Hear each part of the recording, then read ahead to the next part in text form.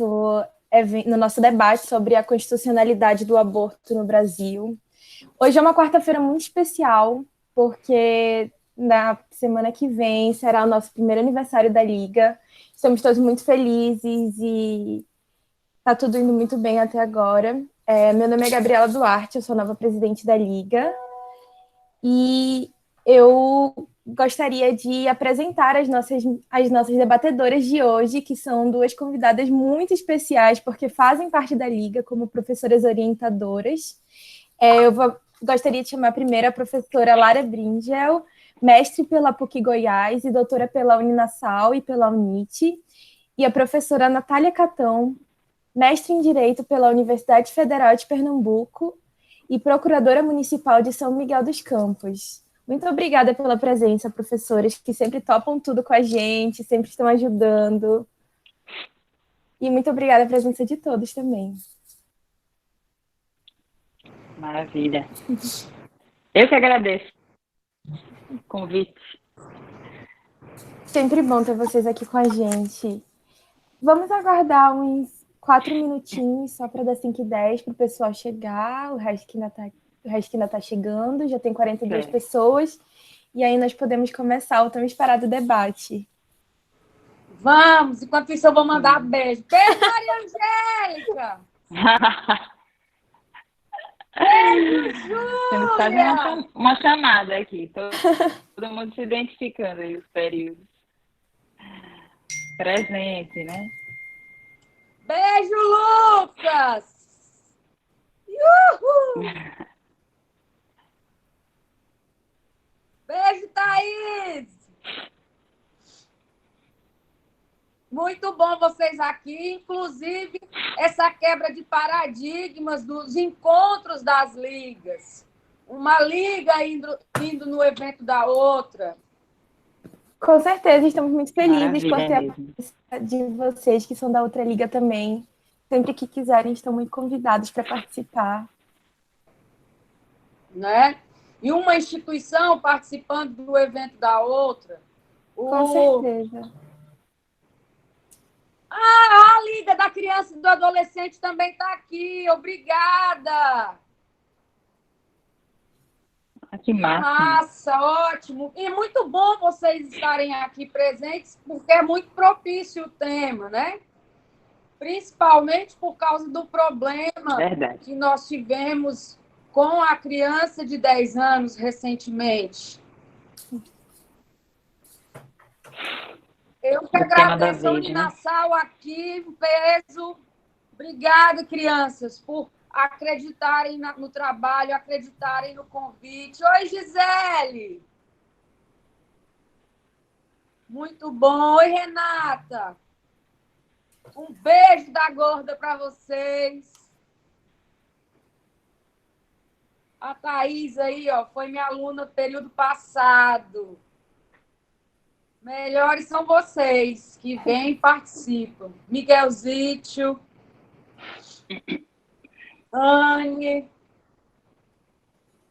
a galera. Uhul! Parece olhando aqui também. Alguns aluninhos com saudades. Em breve voltarei, crianças. Não se esqueçam de mim. Por enquanto, vamos matar as saudades assim, à distância. Robson. Olha, temos alunos do 8º período. A da Nassau, beijo! É minha aluna agora, de tópicos integradores, Ana Gleice. Beijo da gorda, Ana!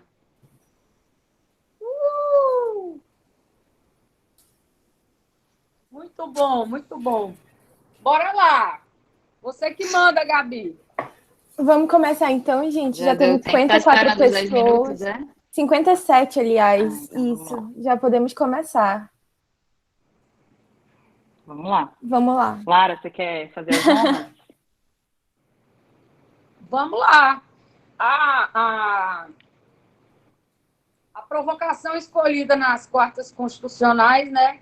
Elas são bem atuais e essa veio à tona principalmente por conta do caso, né, que aconteceu com a criança de 10 anos, E eu acho engraçado, porque assim, nós, como pesquisadores, ficamos muito assustados quando um aluno chega e nos procura, principalmente na época de monografia ou de TCC,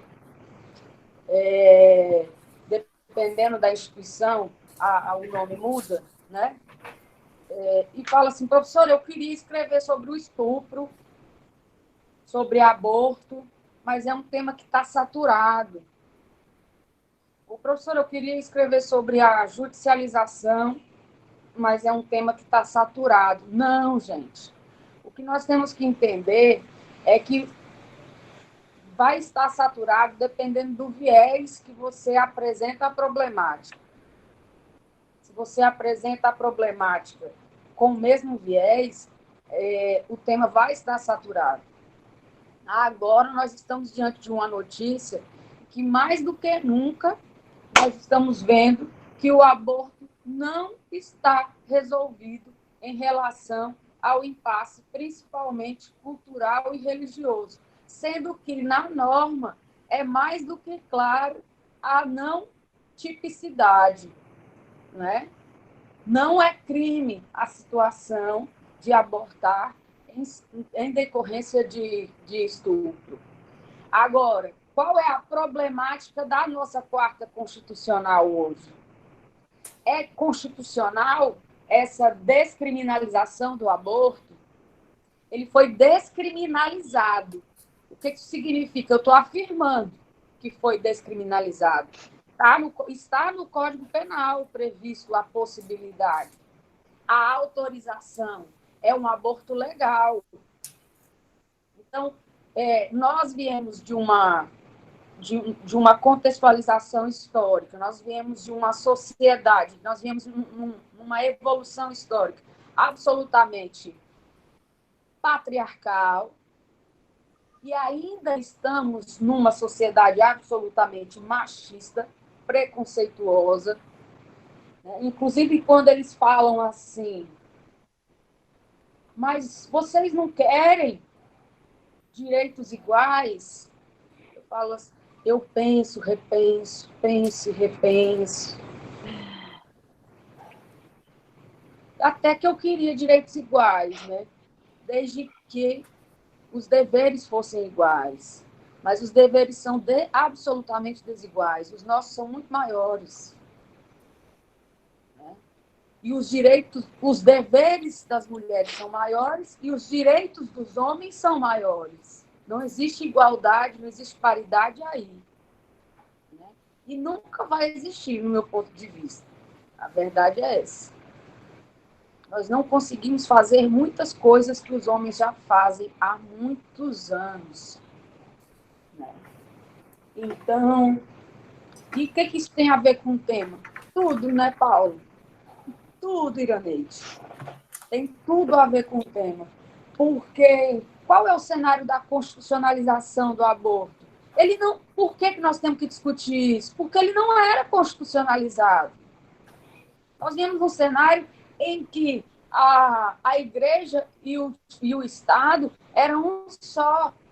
E eles eram um só, onde eles se confundiam, eles se encontravam, eles eram considerados a mesma coisa, e a igreja influenciava as decisões do Estado. E nós temos que lembrar que não é só a igreja católica, não, viu, gente? Quando a gente pensa em aborto, a gente só pensa em igreja católica. Na católica apostólica romana. Né? Vocês têm que lembrar que todas as religiões são contra o aborto. A católica é que é mais explícita em relação a não aceitar nenhum tipo de aborto. Inclusive, ela é explícita até mesmo contra o uso de anticoncepcional, né? Que está absolutamente relativo, conectado ao tema. Agora, juridicamente, constitucionalmente, quando eu trago a problemática aborto para dialogar, eu e Catão, não tem como não falar nós temos que levar em consideração o max princípio, o supra princípio da dignidade da pessoa humana. A dignidade da pessoa humana, ela norteia não a Constituição, né, Débora? Ela não norteia apenas um problema. Ela norteia, Nicolas, todo o ordenamento jurídico.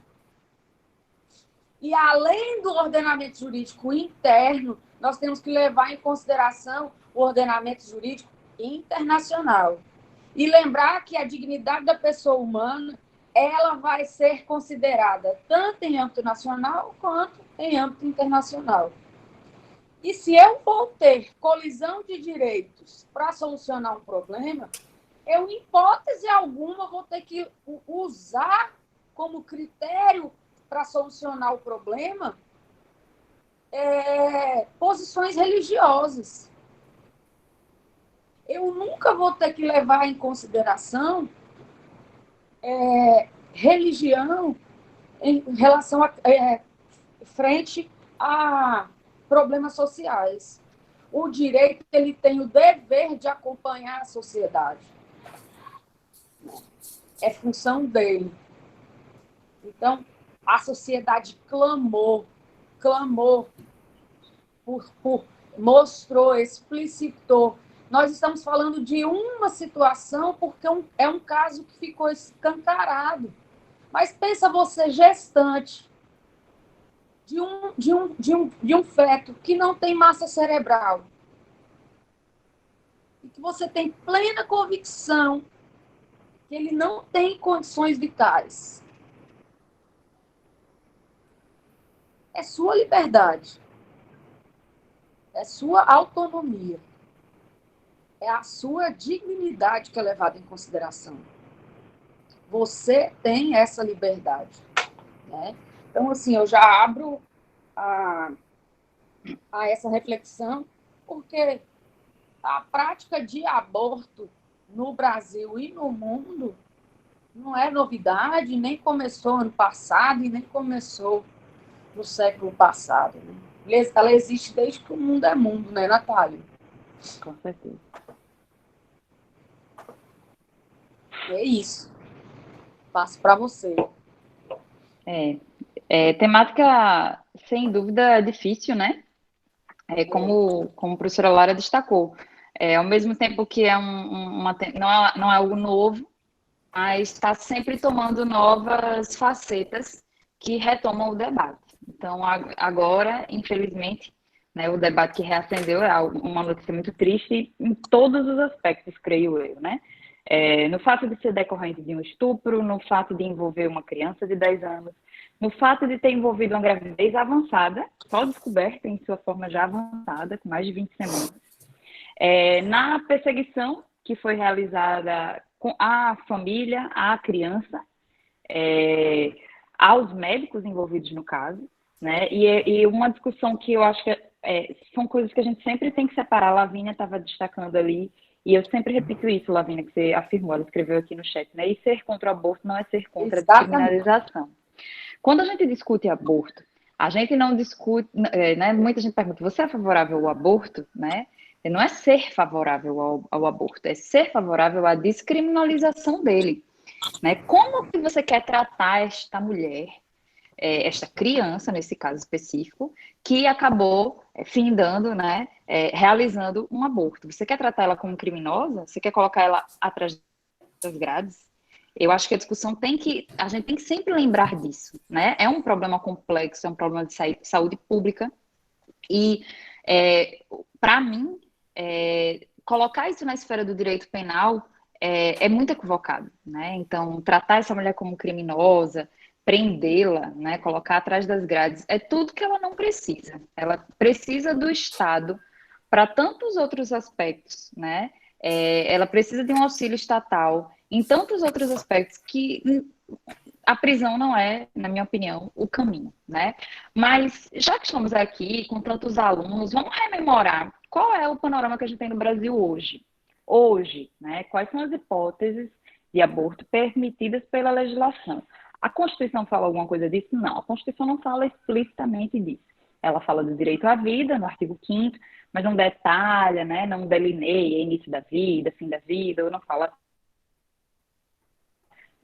né, expressamente onde é que a gente tem a abordagem do aborto na nossa legislação no Código Penal. O Código Penal vai dizer, lá no artigo 128, duas hipóteses de aborto permitidas no Brasil. Artigo 128 do Código Penal. Primeiro, inciso 1, o aborto chamado necessário, se não há outro meio de salvar a vida da gestante.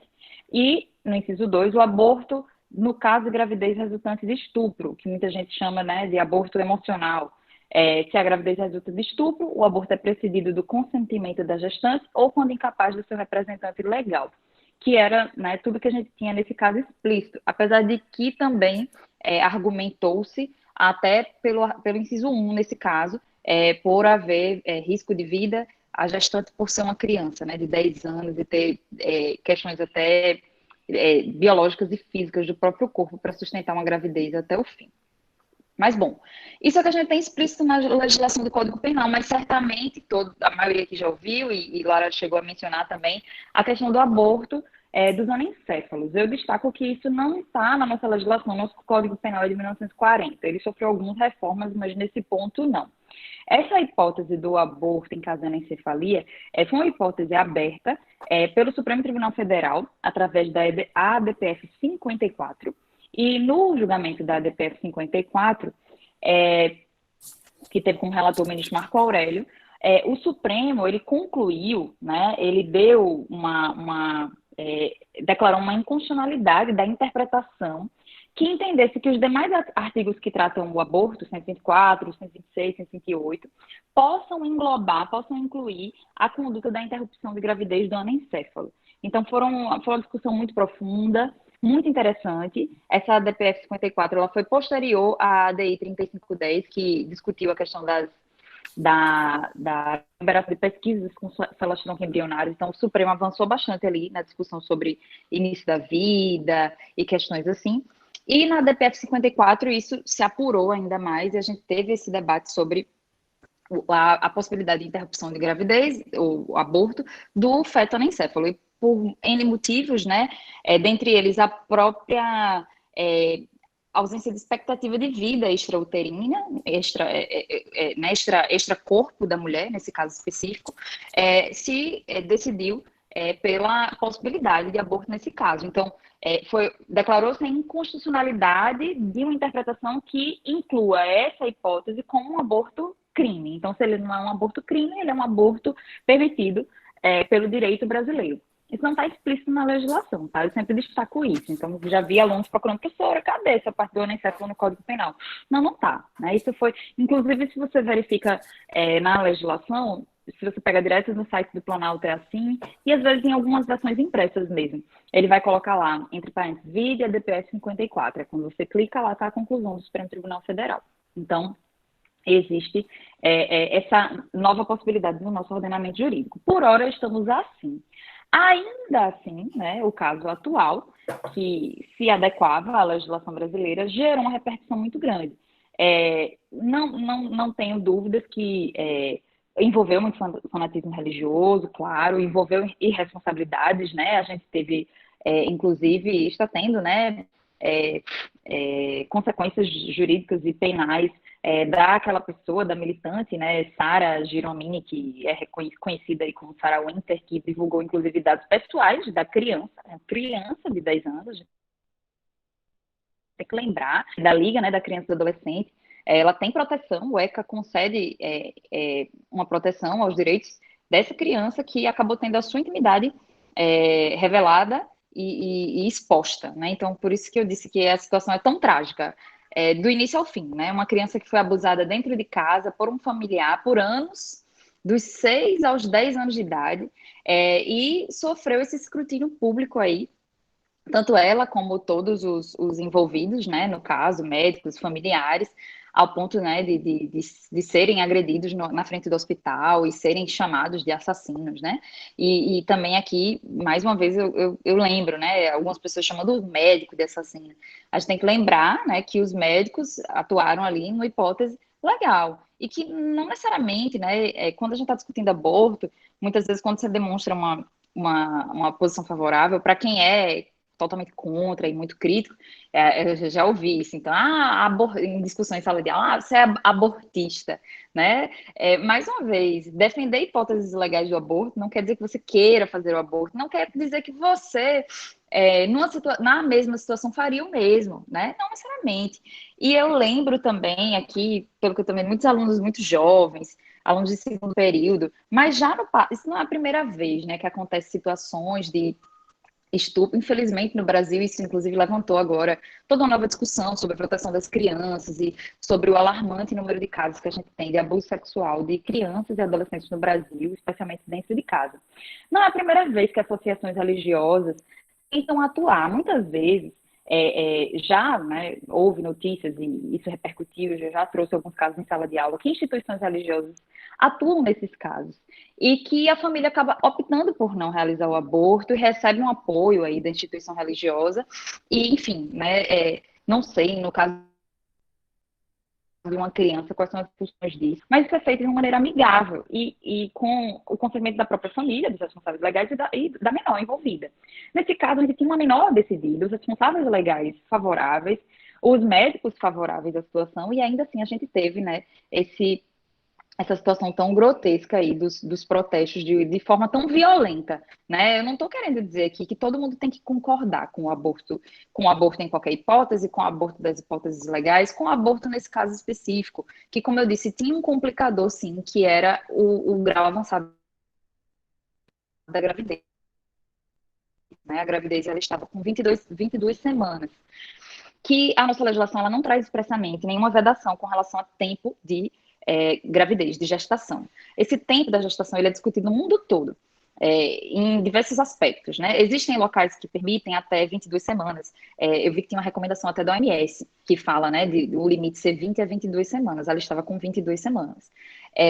Mas isso não é, né, expressamente colocado na nossa legislação.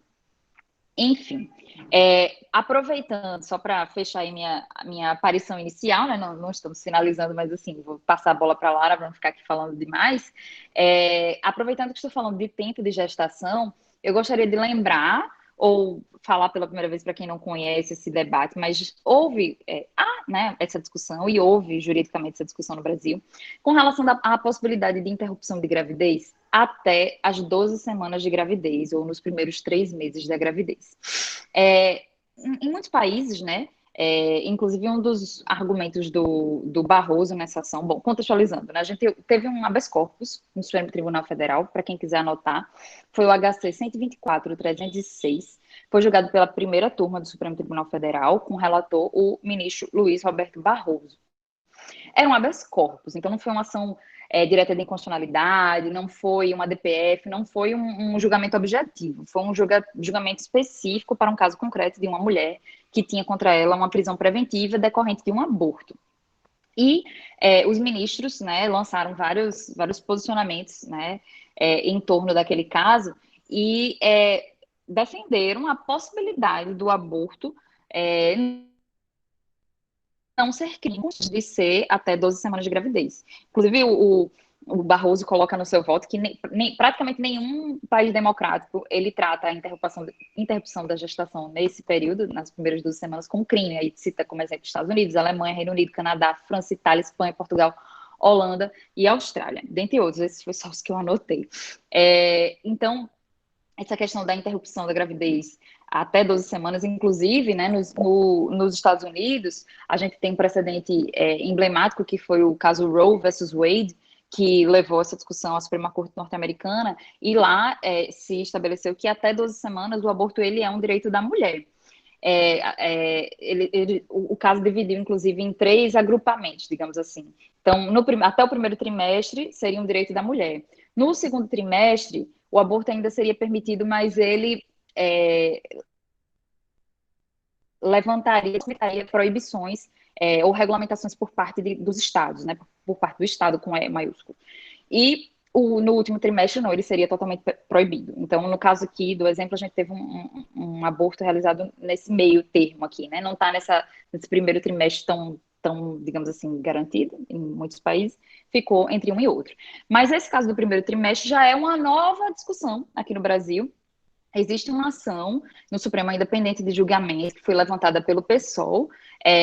Eu não me lembro agora se é uma DPF, se é uma DPF ou se é uma DI, eu não me lembro qual é a ação, qual foi a ação escolhida e quais são os fundamentos específicos. Mas basicamente defende a possibilidade de também descriminalização do aborto até 3 semanas. Lembrando, né, descriminalizar. Só para fechar aqui minha fala inicial, né, tô vendo que tem muitos comentários, quero ler para responder também. Eu lembro a vocês que quando a gente fala em descriminalizar, a gente está dizendo que essa mulher ela não será tratada como criminosa, ela não irá presa. E por que isso se torna uma questão de saúde pública, uma questão de Estado? Porque no Brasil a gente tem índices alarmantes de abortos realizados à revelia, né? Realizados à revelia do Estado, por conta própria de mulheres que, né, por seus motivos e em situações de desespero, acabam adotando práticas completamente arriscadas do aborto, porque é algo que é escondido, né?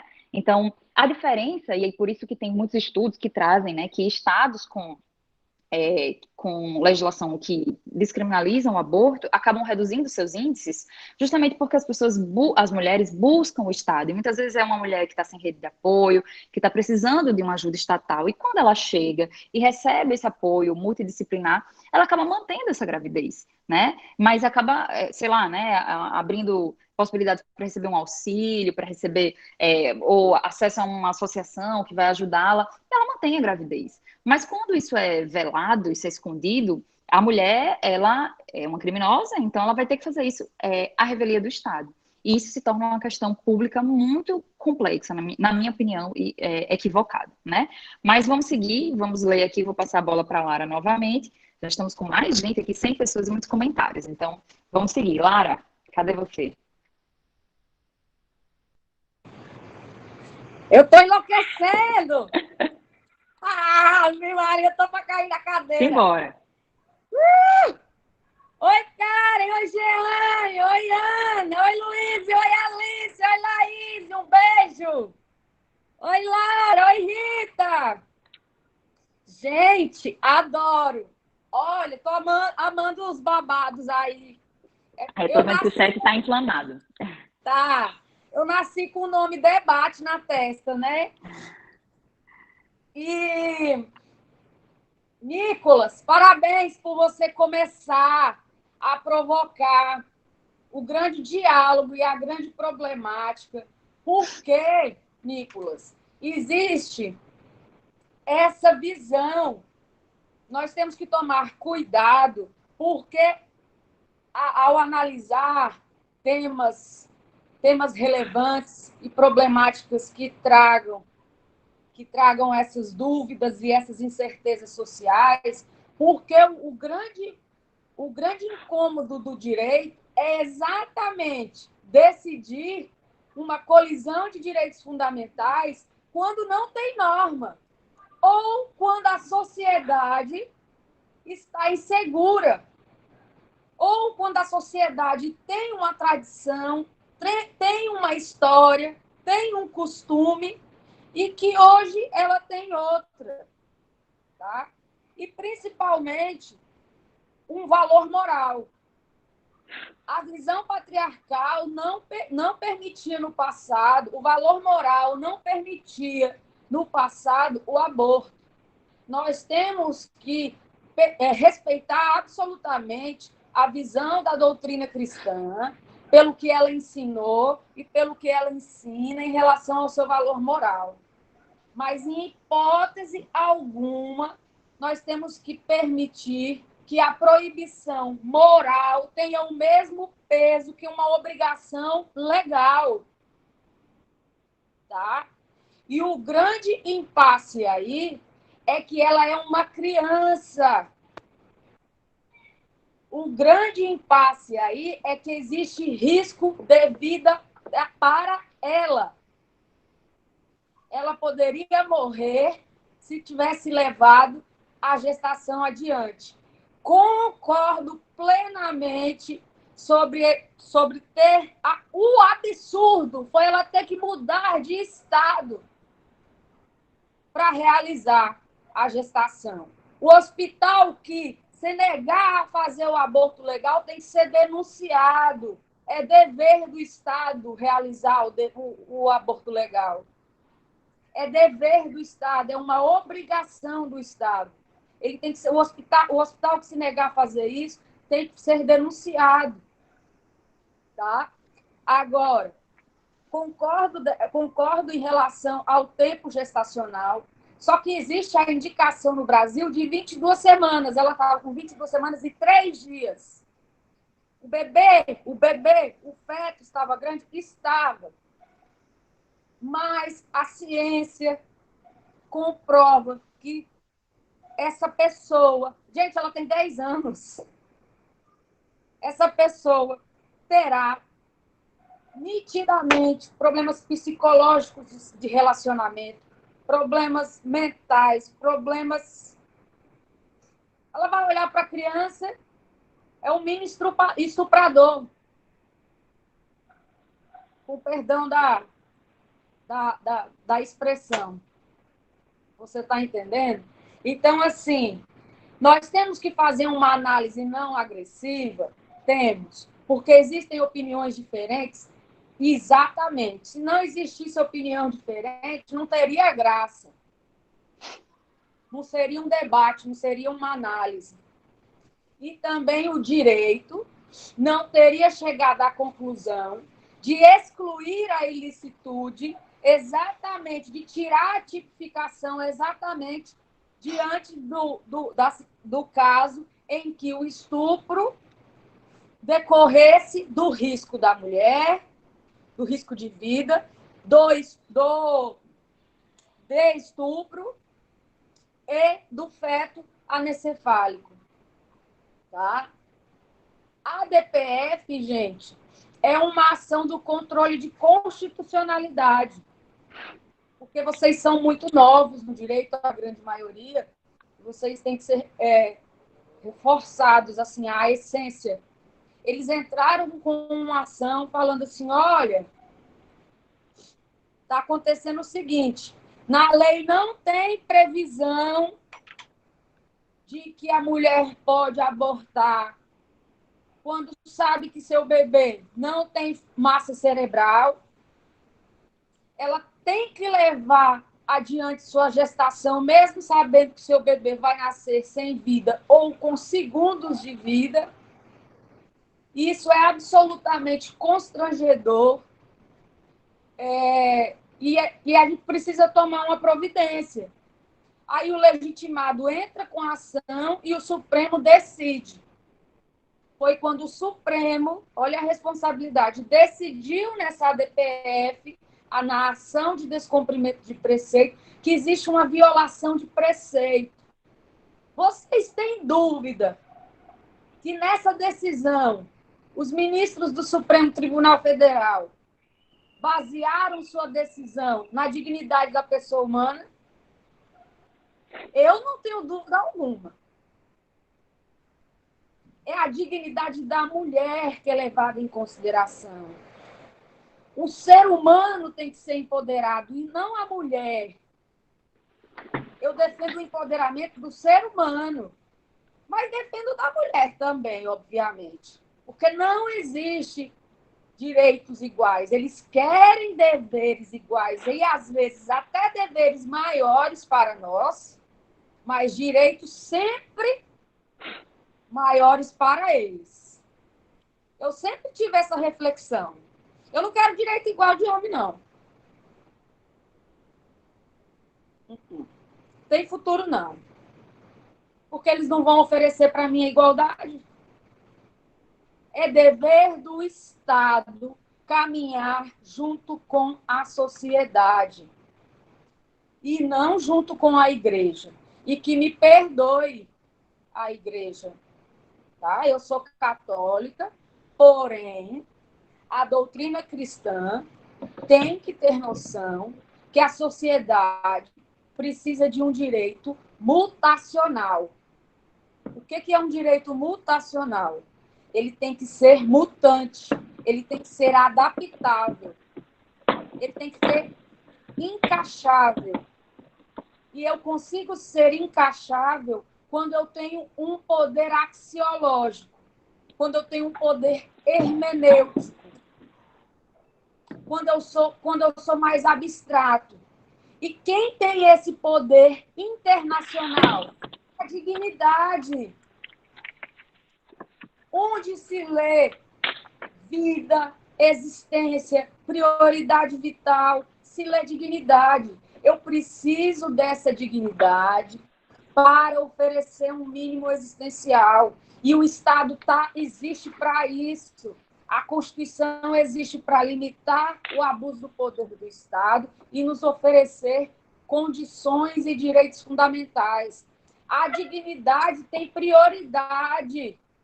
Eu preciso ter dignidade para oferecer todos os outros direitos fundamentais. E olha que direito fundamental nenhum tem hierarquia. Mas eles não têm hierarquia desde que eles não entrem em conflito. Porque se eles entrarem em conflito, eu vou bater lá no Supremão. E foi o que aconteceu com o feto anencefálico. Não entrou em conflito? A sociedade falou, opa, união estável entre pessoas do mesmo sexo. A Igreja Católica foi amicus curiae. A Igreja Católica permitia? Não! A República Brasileira ela é divorciada da religião desde 1891. Igreja é igreja e Estado é Estado. O país é laico. E está expressamente previsto na Constituição que nós não temos religião predominante. Então, não é religião e nem qualquer crença que pode vincular uma decisão magistral. O magistrado, em hipótese alguma, pode usar convicções pessoais ou convicções religiosas para fundamentar uma decisão. Se ele fizer isso, ele vai estar ferindo a Constituição. Ele vai estar ferindo princípios constitucionais. Porque ele tem que ser absolutamente imparcial. E em qualquer decisão, eu não estou falando só no caso de decorrência de estupro, não. Em qualquer decisão, e pode sair do aborto também, viu? Pode fugir. Qualquer decisão.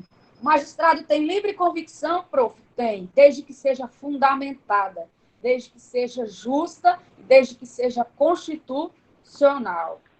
Então, esse impasse aqui de vocês no diálogo, ele é maravilhoso.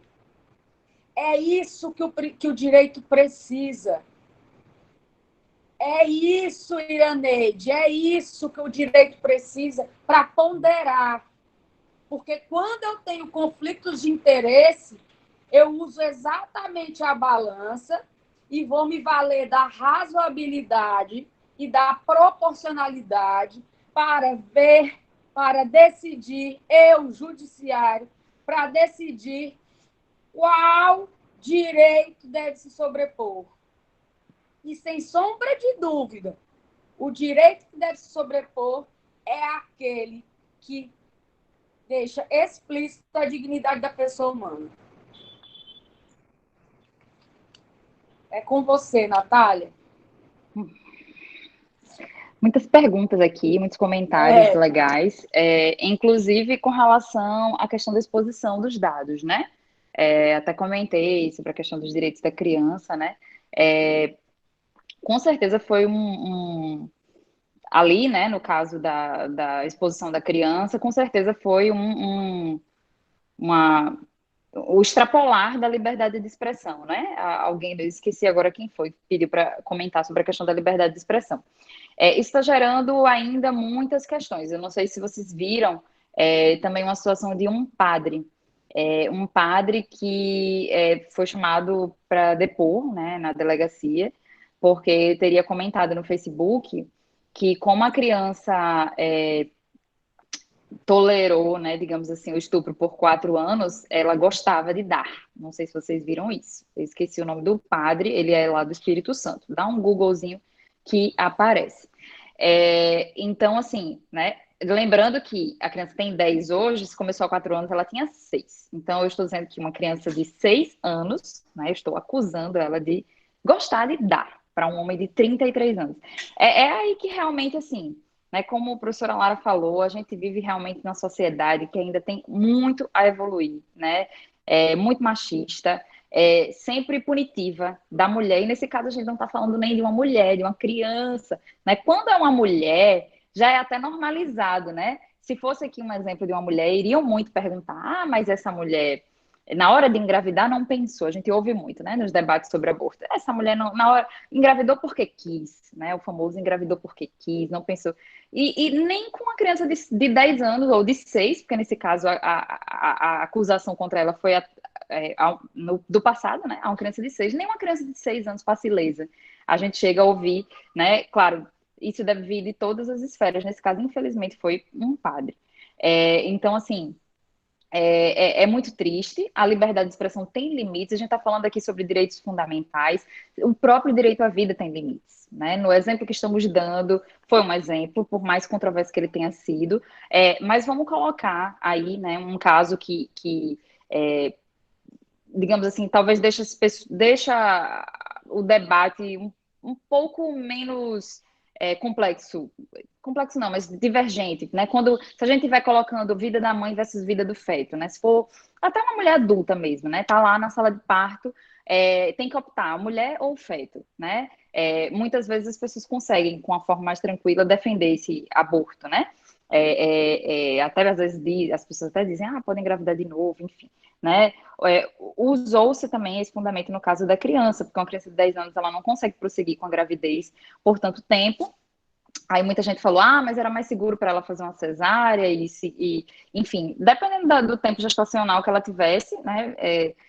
22 semanas, eu não sei qual é a viabilidade, não, desse feto, de forma... acho que existem casos, mas, assim, são raríssimos, né? Isso aí é uma prematuridade extremada, né?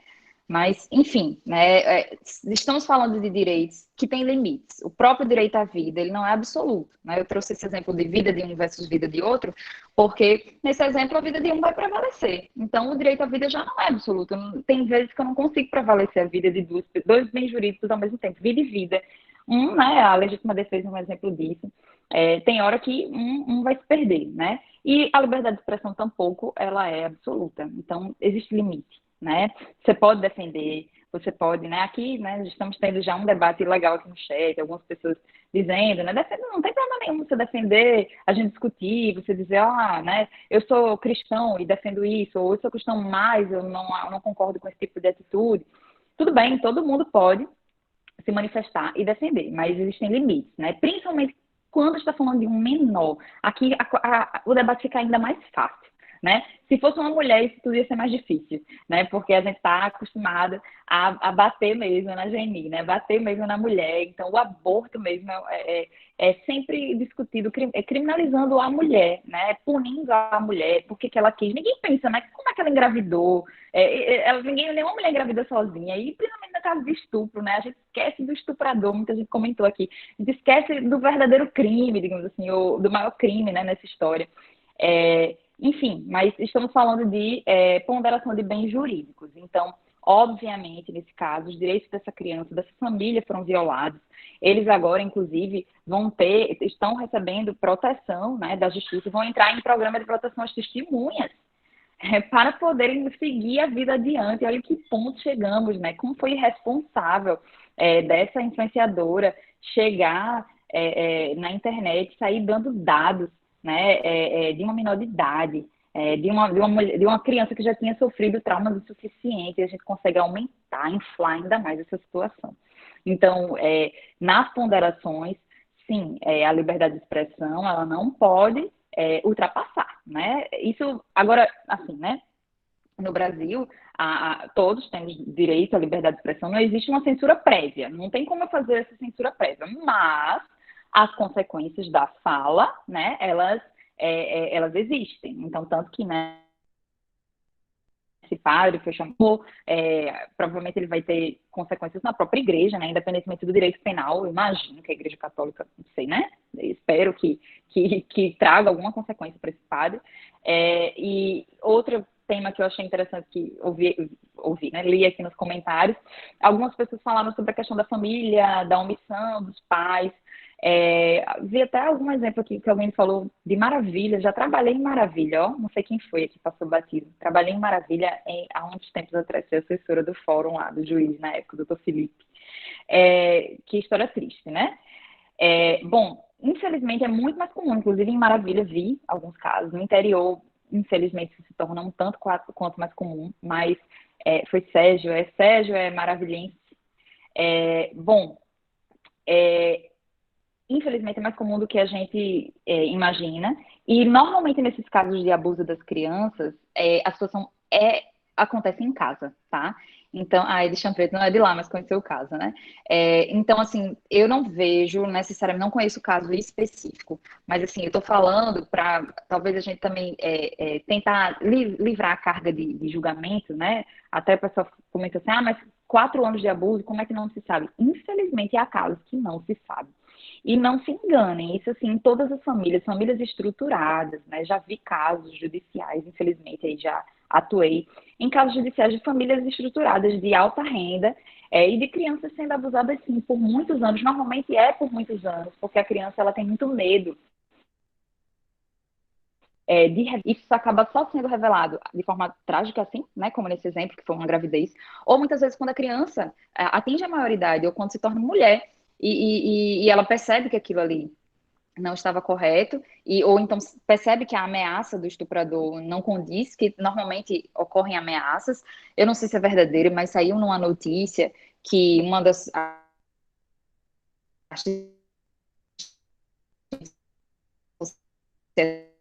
do caso atual disse que quando falaram que o tio foi preso, a desse tio foi que iriam matar o avô dela. Isso é muito comum, né? As crianças, elas sofrem as crianças, né, são facilmente enganadas e sofrem toda uma tortura psicológica nesse sentido de se você contar, isso vai acontecer, aquilo. E por vezes isso pode se prolongar por muitos anos. Então, assim, acho complicado também a gente já punir, assim, não sei o caso específico, né?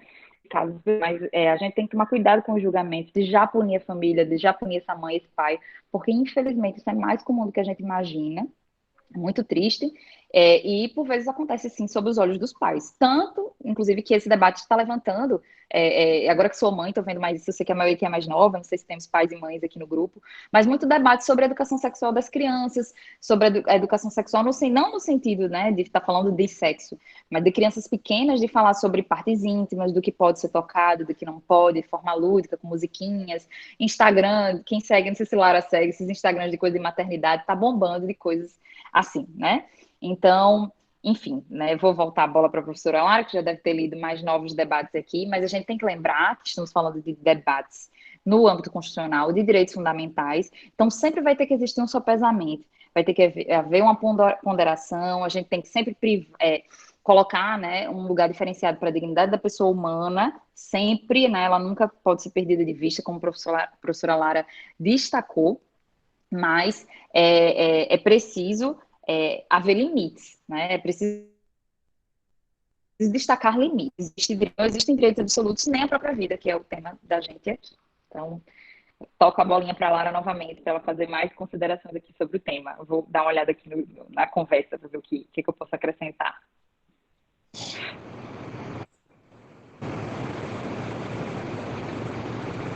Caso forçassem a criança ter o bebê, caberia crime de tortura? Essa questão, desculpa, eu passei a bola para a Lara, mas já aproveitando que ela leu sobre isso, essa questão de ser análogo à tortura foi muito abordada no caso dos fetos anencéfalos. Que dos fetos anencéfalos, as mães, elas têm o diagnóstico muito cedo, muitas vezes até 12 semanas esse diagnóstico vem, e você carregava, né, na época, foram muitos casos judiciais, gente, inclusive demorava tanto o trâmite na justiça que normalmente quando saía as decisões já tinha perdido o objeto e a mulher já tinha dado à luz, a criança ou já nascia morta, né, o natimorto, ou ela vivia segundos, minutos, meu Deus, minha câmera caiu aqui, segundos, minutos ou horas, e morria. E no debate, gente, meu celular está com vida própria, no debate do Supremo Tribunal Federal, um dos fundamentos foi justamente isso, que fazer uma mulher, obrigar uma mulher a levar essa gestação até o fim era análogo à tortura.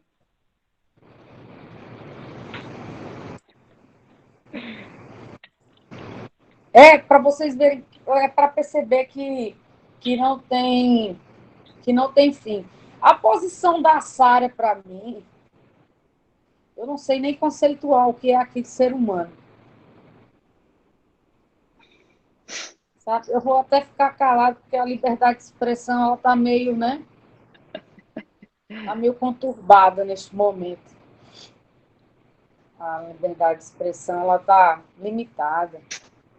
É um absurdo o que está acontecendo com a imprensa e com tudo no Brasil, né? E aquela menina, ela tem que ser estudada. O cérebro dela tem que ser estudado, ela tem que ser levada para um laboratório para ver o que acontece, o que passa na mente. Ela não imagina o que ela fez com essa família e com essa menina, né? Com essa criança. E comparar o aborto ao estupro é algo assim, é comparar banana com chocolate. Aborto, você foi estuprada.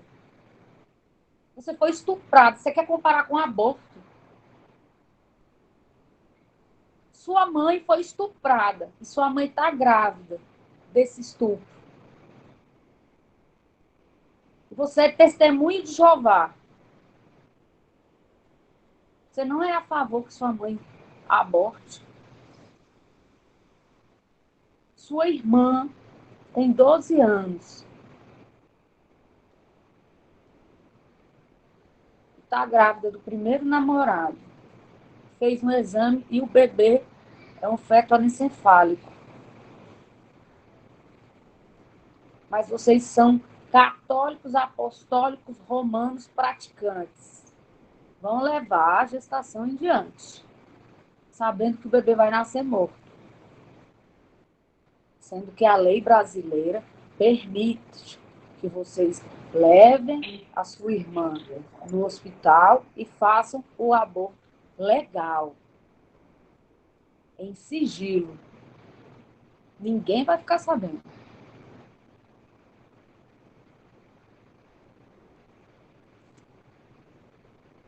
Sua namorada foi estuprada. E ela está grávida.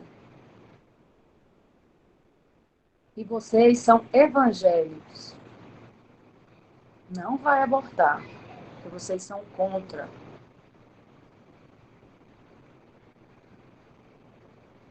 Por isso que a gente tem que, né? Nós temos que tomar muito cuidado. Não é um assunto, é um assunto extremamente delicado. E eu gostei muito dos Chiquititas também. Colocar menino no mundo não é o universo dos Chiquititas. Né?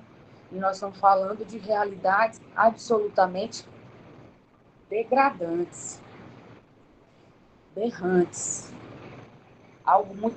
Então, assim, a realidade do judiciário não é tão lúdica também como vocês imaginam. Quando eu estou em sala de aula ensinando o poder judiciário, Natália, eu costumo fazer o seguinte. As mulheres, Isadora, já foram coisificadas. Elas eram consideradas coisas. Elas só eram servidas para procriar. Produção. Tá? não eram consideradas pessoas com personalidade. É igual analisar a transfusão de sangue em Testemunha de Jeová. Já foi decidido pelo STF. O médico que se negar a fazer a transfusão vai responder por omissão hoje. Antigamente não respondia, porque prevalecia a religião. Hoje não. Hoje não. O médico responde por omissão. Faça a transfusão, porque prevalece o direito à vida. Nós temos uma colisão de direitos fundamentais. Colisão de direitos fundamentais, vida, dignidade, né, versus direito à religião, versus liberdade. Qual que prevalece? Agora eu vou colocar estupro versus aborto. Eu vou colidir estupro versus aborto. Qual que prevalece? Pelo amor de Deus. Vou manter o estupro. São duas violências, né? Duas violências. Eu não vou manter nenhuma. Eu tenho que acabar com as duas. Eu tenho que eliminar o estupro. Eu tenho que eliminar o aborto. Realizar o aborto. Gente, legalizar o aborto em situações especiais não está levantando a bandeira e gritar e falar: sai tirando o menino da barriga, sai tirando o menino da barriga, sai tirando o menino da barriga. Né? As penas deveriam ser severas, Jonathan. Eu concordo absolutamente com você. Agora, o que nós temos que sair desse debate aqui é mais reflexivos em relação ao nosso comportamento. O que eu ouvi de pessoas e de homens próximos de mim, depois do que aconteceu com essa menina, Natália, foi o seguinte. Eu ouvi o seguinte: professora, ou Lara, quem não é meu aluno, mas aquela questão de sair com decote, né?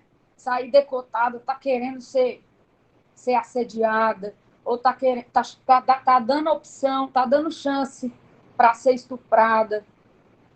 Diz que não pode dar essa oportunidade porque nós estamos num mundo de loucos. Então, não arrisque isso. Não dê essa oportunidade. Eu ainda ouvi, sabe o quê? Eu ouvi o seguinte: é a mesma coisa de você estar andando com o celular na mão em um bairro perigoso. Eu ouvi essa semana isso. Meu Deus do céu. Ouvi. Sobre o decote, essa comparação. Quando viram o tema do nosso debate. Uhum. No sentido de não admitir. Será que existe machismo numa fala dessa? Será? Será que existe preconceito numa fala dessa? Então quer dizer que eu saí com decote. Eu estou induzindo a pessoa a me estuprar. Pelo amor de misericórdia, pelo amor de alguma coisa que você tenha fé, que você acredite. Entendeu? Nós temos que evoluir espiritualmente antes. E temos que mudar o nosso comportamento social, porque a lei mais adequada para resolver os nossos problemas ainda vai chegar. Só que ela só vai chegar quando o comportamento social mudar. E não pense que esse pensamento está muito distante, não. E não pense que essas pessoas, Laís, Yasmin, Júlia, não pense que está muito distante, não. Essa pessoa que falou isso. Ela está dentro do seu núcleo de amigos, ela tá próxima, ou está até na sua casa. Tá? Então, cuidado com as pessoas, com o modo de falar, com o modo de exteriorizar, entendeu? É uma realidade e não está distante. Independe de realidade do mundo financeiro, viu? Acontece em qualquer mundo. Independe do núcleo familiar, independe do... Como é que eu posso falar? Sumiu a palavra, Natália. Nível econômico, no nível classe econômico social. da classe social. A violência, ela está em todas as classes sociais. Obrigada, produção, pela ajuda. Ela está em todas as classes sociais. E o pior, por que, professora, que ela não falou? Gente, existe uma dependência, um medo emocional tão grande de morrer, que as pessoas estão amarradas a esse medo. É igual a violência doméstica. Sim, a gente vê esse medo em mulheres. Aqui é uma criança, lembrem-se disso. Infelizmente, vocês estão aí ainda no começo do curso, a maioria, né? Vocês, como operadores do direito, vão estagiar aí no Tribunal de Justiça, provavelmente, vão estagiar em escritórios ou desenvolver carreiras nessas áreas, magistratura, Ministério Público. Vocês vão ver muito, gente. Não é incomum, né? Violência Muito doméstica, real. abuso sexual dura anos até ser descoberto, né? Como eu disse, há casos em que só depois que a mulher alcança a maioridade ou sua própria liberdade sexual é que ela vai se dar conta de abuso que ela sofreu lá atrás, né? Hoje... E aqueles casos nos Estados Unidos que o povo prende no porão, mulher? Sim, ainda tem isso. E Casos anos, mais a pessoa icônicos, passa assim. anos trancada no porão, parece filme. Então, assim, muitas vezes, né, eu vejo, na maioria das vezes, homens falando assim, mas será que não custava nada levar essa gravidez até o final? Será que... Mas, gente, assim, essa decisão não é nossa nesse caso, né? É isso que a gente tem que lembrar. Vejam, o aborto, ele é permitido, ele não é obrigatório. Houve casos, eu falei, não sei se estavam todos aqui presentes ainda, no passado, como professora, a gente está sempre trazendo casos emblemáticos, eu já vi casos que viraram notícias em que, né, a família recebeu um suporte de associação, de organização religiosa e um apoio psicológico que essa gravidez foi levada para frente, mesmo sendo, não eram crianças de 10, mas sei lá, 12, 13, 14, ainda muito trágico, mas uma idade que até o corpo consegue suportar uma gestação, talvez, até o fim. Ela pode resolver levar mais para frente? Pode, né? É uma escolha dela, né? A galera, não sei quem gosta aqui de série, acho que isso não é spoiler, não, né? Não sei se a galera assiste, qual é o nome da série? Da Amazon Prime, esqueci. Não, do HBO, Big Little Lies, né? Fala um exemplo disso, né? De uma criança, né? Uma mulher que sofreu uma violência sexual e que tem um filho, que cria o filho e sofre dramas em relação a isso, inclusive medo com relação ao filho ser violento, tarará, tarará. Enfim, a ficção, né? Aqui já vi alguém que já assistiu, muito boa a série, né? Ficção, mas que fala de casos reais. A mulher pode, né? Mesmo depois de uma tragédia dessa, ela pensar, bom, né? Vou tentar fazer algo dessa tragédia. Mas se ela não quer, né? Se isso traz... No caso dessa criança, bom, como a gente está só especulando notícias, né? Mas fala-se muito que essa criança ela ficava segurando um bichinho de pelúcia só e repetindo isso, o juiz mencionou, né? No caso, na liberação, né, da decisão judicial, que ela só ficava não quero, não quero, não quero, não quero. Então, assim, essa criança sofreu o suficiente, né? Nesse caso, ela não quer, aí vai você, Estado, dizer, não, aguenta só mais um pouquinho, né?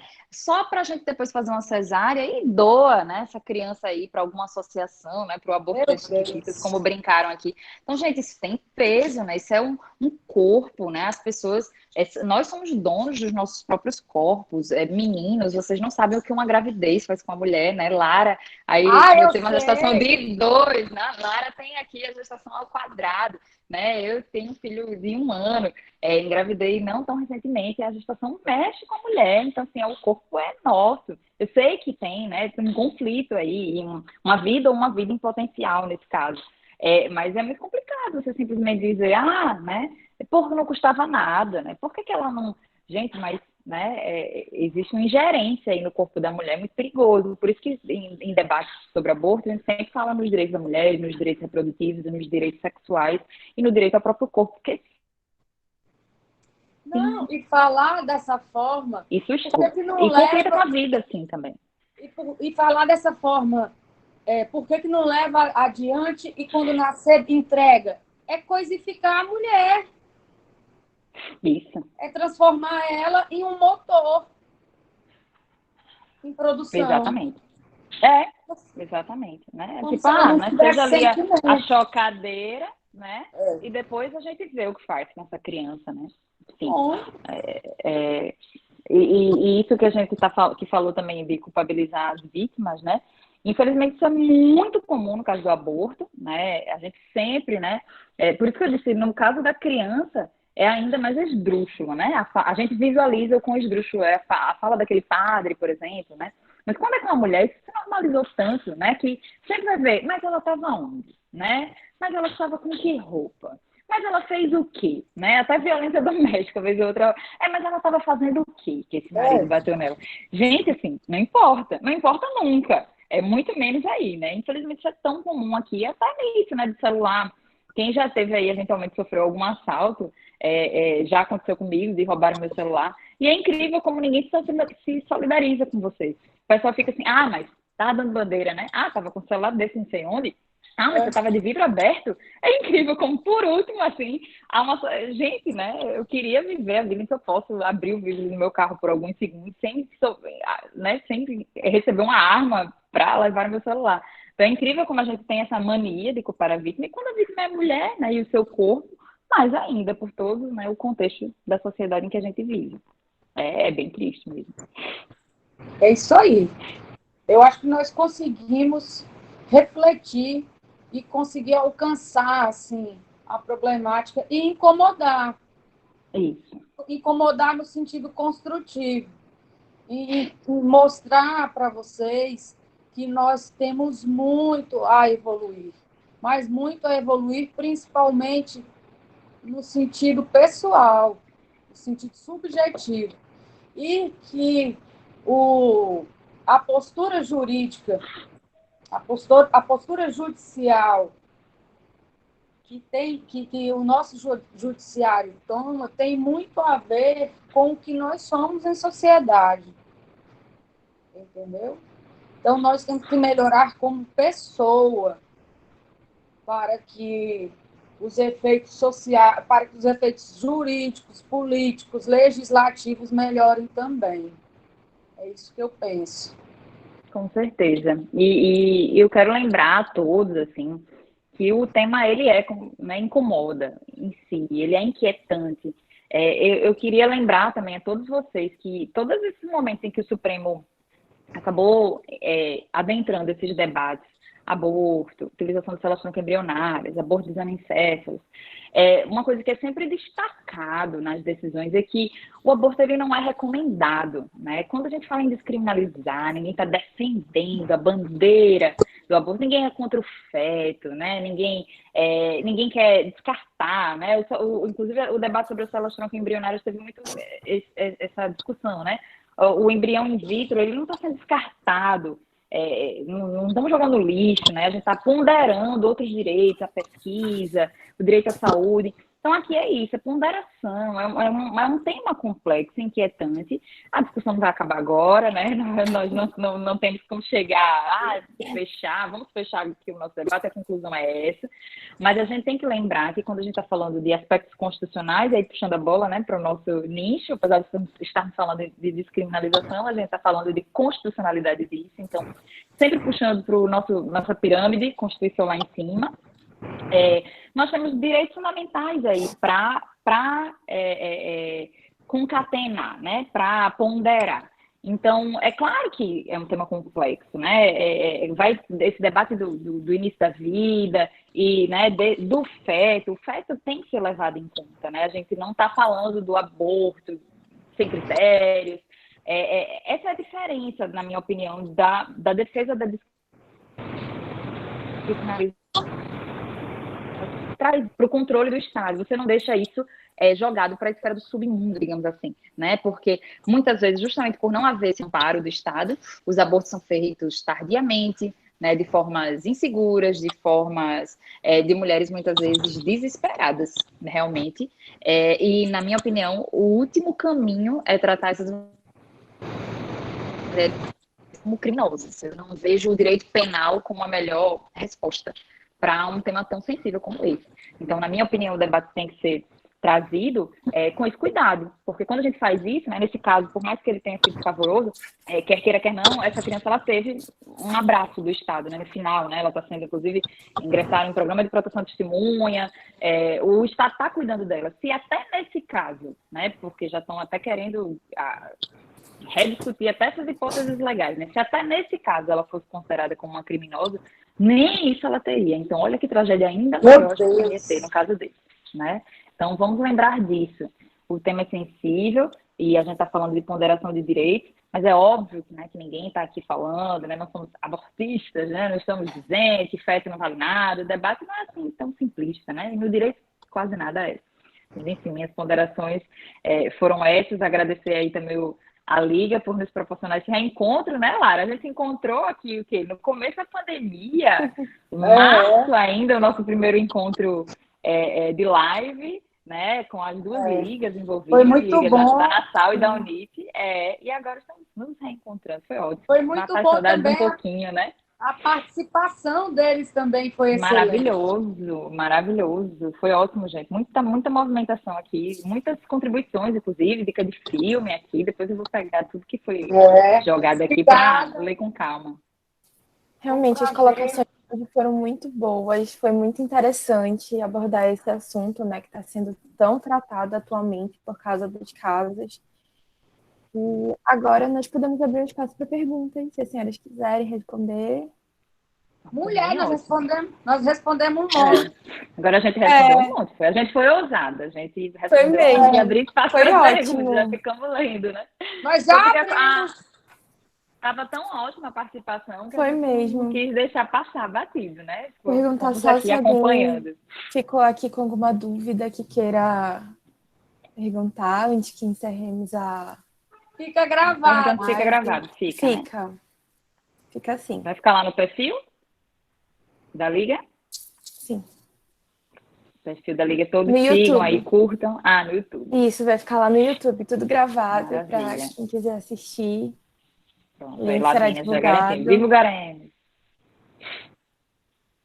Obrigada, gente. Obrigada mesmo. Gente, hoje realmente foi muito incrível. Eu só tenho a agradecer às senhoras por toparem de certa forma, de última hora participar. Foi incrível, o tema foi muito bom também. Gostaria de agradecer, né, a participação de todos. E queria pedir, pessoal, caso vocês tenham interesse para saber mais sobre a Liga, mais sobre os eventos, seguir a gente no Instagram, @da Liga. Sigam lá e acompanhem. Que toda quarta-feira nós temos... Já? Pronto. @Liga Constitucional. Perfeito, Lavi. Foi ótimo. É isso, viu? Gente. Muito obrigada, crianças. Obrigada também. Beijo da gorda para todos. Obrigada a todos. Obrigada na Universal aqui em peso. Valeu, galera. Tchau, pessoal. Também. Boa aula. Tchau, gente. Boa aula para os que vão. Boa noite. Valeu. Tchau, Natália. Beijo. Valeu. Tchau, Lara. Até mais. Beijão.